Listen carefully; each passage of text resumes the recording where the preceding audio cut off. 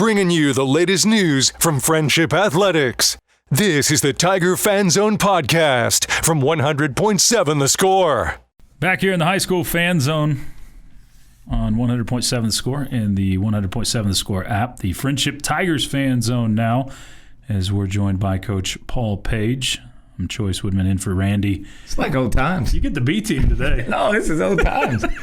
I think like you are the only coach left from when I hosted you and Trent are the only two coaches left from when I hosted the fan zone. Right. Like a decade ago almost. I was driving to, University in 98? Oh, yeah, 98th and University where we back in the day. It's been a while, so I've got the training wheels on. You're going to have to walk me through this, Paul. But unfortunately, this is my least favorite show. It's the one right after you finish up the season. Appreciate that, Randy. Yeah, yeah. He tosses that one on. Well, he did schedule it ahead before it happened. Unfortunately, it was last night that the season comes to a close. So it's still a little bit raw. It always is. But your team replaced so much from a season ago. Right. This year, getting back to the playoffs is always a feat no matter what, and you guys made it to the playoffs, just didn't get to stay as long as you'd like. Right. No, it was a tough season for us, but really what it was a tough schedule. Yeah. A schedule made off of what we were last year, and sure. So those games have to be returned. And at one point, we going into district, we had the 20th, our top 20 strength of schedule in the state of Texas. Right. And so with that it brought a lot of adversity. It brings a lot of, we always validate and expose. Yeah. With in games like that where you get to validate what you're good at, but obviously get exposed what you need to do better at. So we had plenty of opportunity to do that throughout the season. And the gauntlet of the schedule that we had, and hats off to my guys for never quitting. I mean, we did take some hits early, especially with some injuries coming out of football. Yep. And they just still stuck with it, and it's what we do every day is hard, and they ran to it every day, and because our schedule's hard, we have to practice hard, and they did, and you could just see the difference in this team from the beginning to the end, especially as we wrapped up district last week. Yeah, no doubt. You could absolutely see growth in this team from where you were at the beginning to the end, and even just from district play beginning to the end. But not many teams have to replace what you had to replace. Obviously, Patton Pinkins himself is amazing, and that's why he's playing where he is tonight. Yeah, at the Division I at the SEC level. But I mean, you replaced 20, or you had like 10 to 20% of your scoring back from a season ago, if that. Right. Yeah. Yeah. And Hayden Wilson, that was it. That was it. So whatever he scored last year was all you had returning to this team. That was it. That's a lot to try to work through, and that's what a lot of that early season was, I'm sure. It was, and you added Chase Campbell, the loss of Chase. And, with Chase Campbell and Hayden Wilson, we win our district again. Sure. 10-0 in district, and like I said, our schedule was built on that, and we did not have that, so it brought opportunities for other guys to step up, and we did. We saw that, and Maddox. Archibald, man, he came on and when he got healthy and just made a steady player for us inside, and then other guys like Caden Fulcher, who had 17 last night, who really got the minutes because someone else wasn't there, who's really just came on this year, and he was really a next guy up for us in a undersized role at our 4 spot at 5'11". The guy just rose up each and every night, and so it was good to see. You always. You want that to happen, you expect that to happen, but when it actually happens, you're so proud of when that happens and guys stepping up like that. So definitely put us in a good position down the stretch because of just the schedule we had and the growth that we had throughout that process. So we mentioned it, but last night was when the season comes to a close in the first round of the playoffs. 55-43 loss to El Paso Eastwood. This one, that was Rob's fault. We're going to blame it on Rob?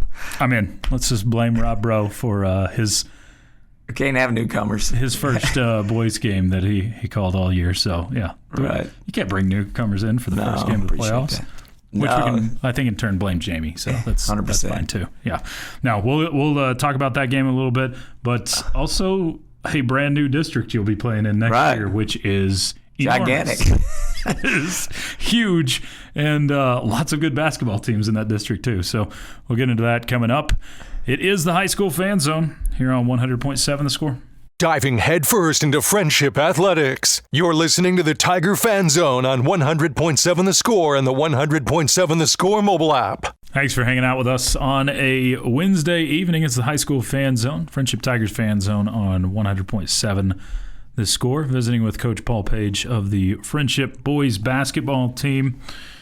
And Coach, you're fresh off the game against El Paso Eastwood last night, 55-43. This one, obviously not as many points as you're wanting to score against Eastwood, but as you and I talked about before you came on, a lot of times these El Paso schools like to try to get a lead and then play keep away, and you got no shot clock in high school basketball. Right. Some of them are really good at that.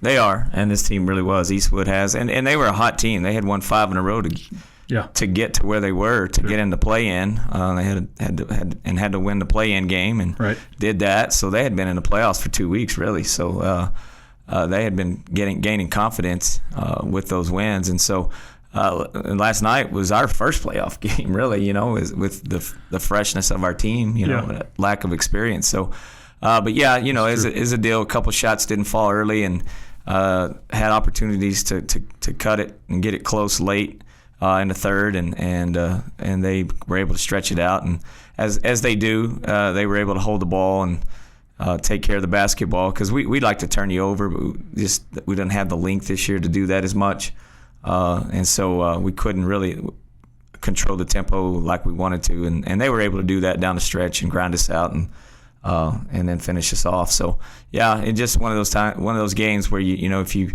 got a lead, you're going to be in good shape. But if you get down 6 or 8 down the stretch, you're going to struggle with a solid team that just knows how to take care of the basketball. And your team, you could say that your team was pretty hot going in too. You had won 3 games in a row to close out the regular season. Right. We finished so strong. We really should have beat Central here. True. We had those guys here, and it would have been a huge win for us. And then, like I said, finished with 3 wins, and it really felt good. We were playing the best basketball of the season for us, and I felt good about it. But yeah, and it's the same. But we're both hot teams going into playoffs, and it's a game of shots, and they made the right shots at the right time. Really made more perimeter shots than we thought they would. And then really that kind of created the separation they needed down the stretch. Basketball in its simplest form is who can make more. The ball goes down, in the hoop makes the world go around. Yeah, it's how it works, and you can X's and O's it to death, but it's got to go through. Right. And sometimes there's nights where that it just doesn't for you. And you got several players that it was their first varsity experience this year, that they will be back next year. So you've got a lot to look forward to next year with some more experience. Right. No, we bring back the majority of our team, and so we're excited about that they were able to gain that experience this year. You don't wish for it when you're in it. Sure. But when it's over, you've got, now you look back at it and you're like, okay, well, now we're better for it. So definitely going to lean on that going into off season and into the fall next year. If a rebuilding year is still one you make the playoffs, we'll take it. That's pretty good, right? We'll take it to 6A level anytime, 2-6A. No doubt. So I think it is the first time you lost in the first rounds in what? 9 years. 9 years. Yeah, I think so. 9 years. Yeah. So it's been a run. Been quite a while, but again, you've got a lot to build off of. But it will be building towards a new district next year, which is just huge. You got Amarillo High, Caprock, Paladero, and Tasco, so all out of Amarillo. And then you've got Lubbock Cooper, along with Coronado, Monterey, Lubbock High, Memorial for Frenship, and then, of course, your Frenship Tigers. That is a huge district with a lot of good teams, a lot of good coaches. Right. Man, so much stacked. for leaving 2-6A and going to greener pastures, you know. No kidding. You know, the only thing that's better about this is, well, you don't have to drive everywhere. You at least get some games in town. So that's good.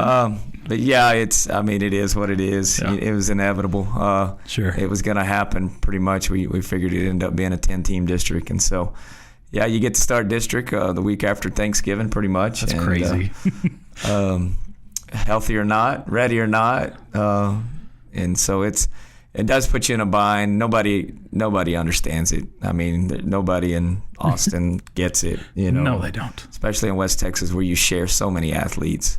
Of course, like this wouldn't happen the other way around. But no, it wouldn't. But we have to do it, and so it is what it is, and it'll be a grind, and you know.